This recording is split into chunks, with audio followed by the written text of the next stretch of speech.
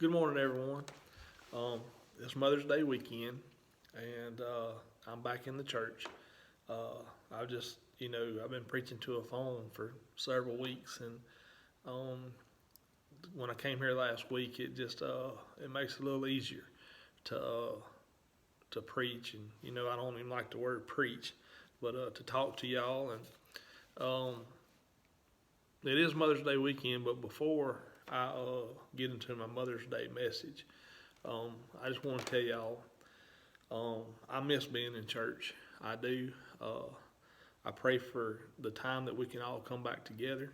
Um, I know we're all getting anxious to try to get back and try to get back, and uh, uh, it's hard not to come, and we're ready to come back. I want to tell you that all of our pastors in the association, we're meeting. We're trying our best to get a good organized way to get back in a safe manner. Um, I got to thinking, as a Christian, I bet a lot of Christians are thinking our God's going to protect us. Why can't we get back together? And then I got to thinking about that this morning as I was sitting here on the front pew, and as I look out at the church, I want to be back so bad. I look out and I see Miss Sandy's pillow back there, and Paige's blanket, and Casey's Sunday school book sitting there, and Kelly's little pile of stuff where we sit, books and whatnot, and look in these classrooms, and I expect the kids to come running out any minute, showing us what they've made, and Sunday school this morning, and the youth sitting up here singing and whatnot, and everybody just fellowshipping with each other, and I miss that so much, and I want to be back. Do I think the Lord will protect us? Yeah, the Lord protects us all the time. And this morning I got to thinking, uh,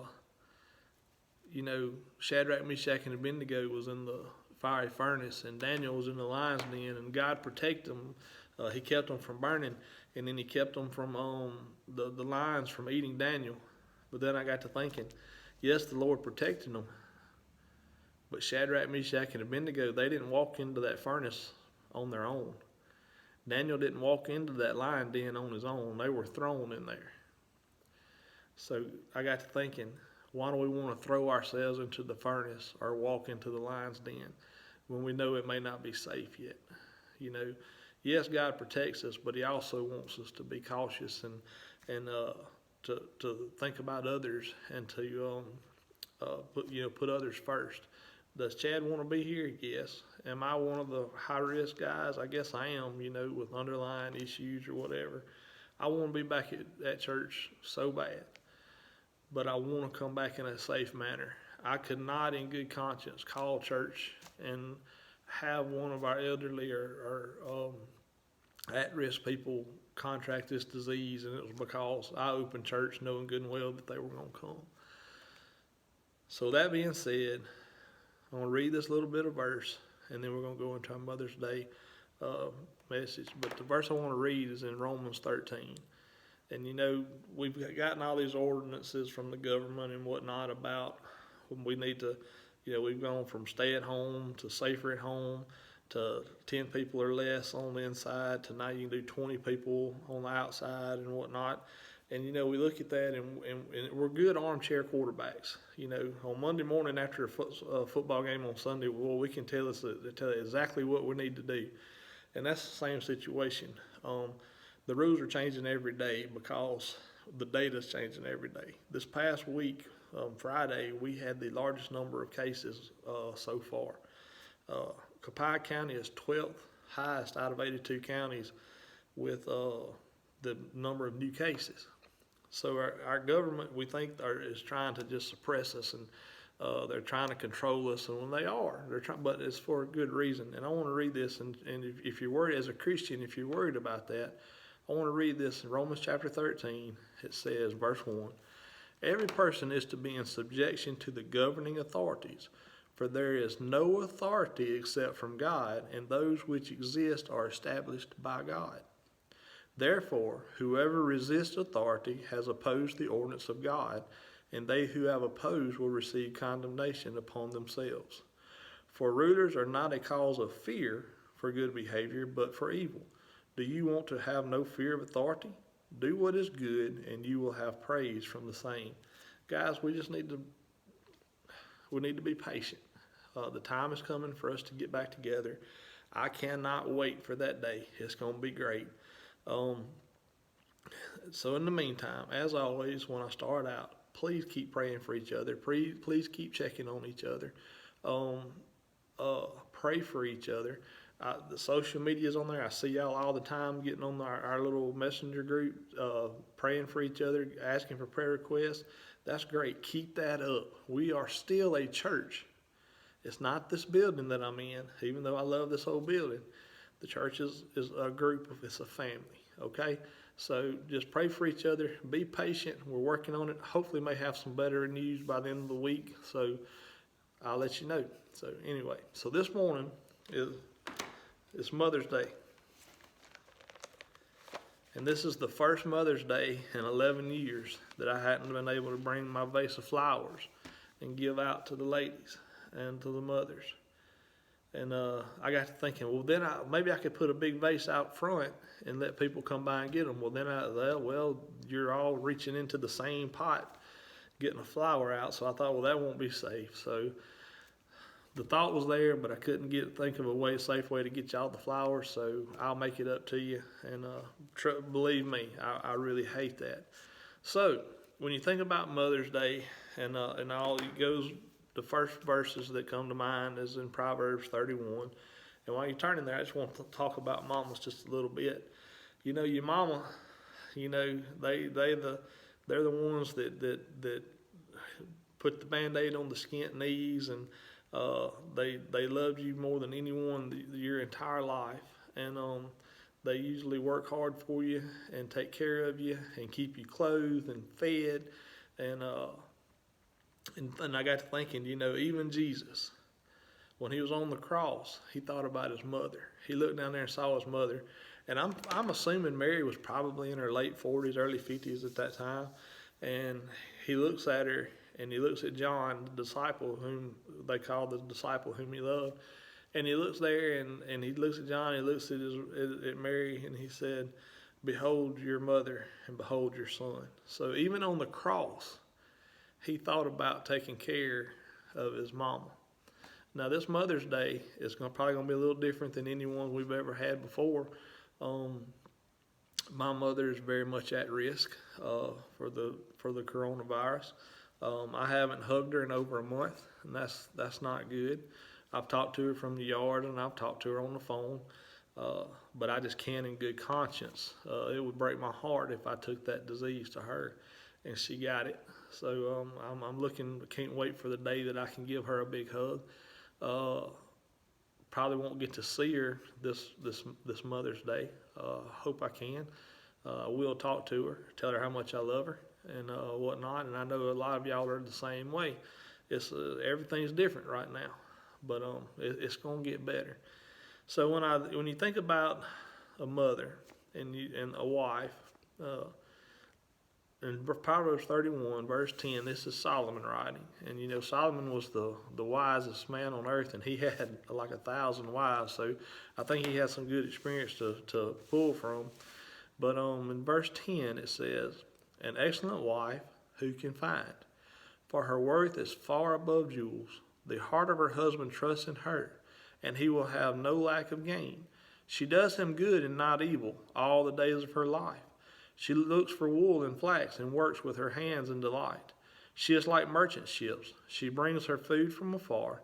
She rises also while it is still night and gives food to her household and portions to her maidens.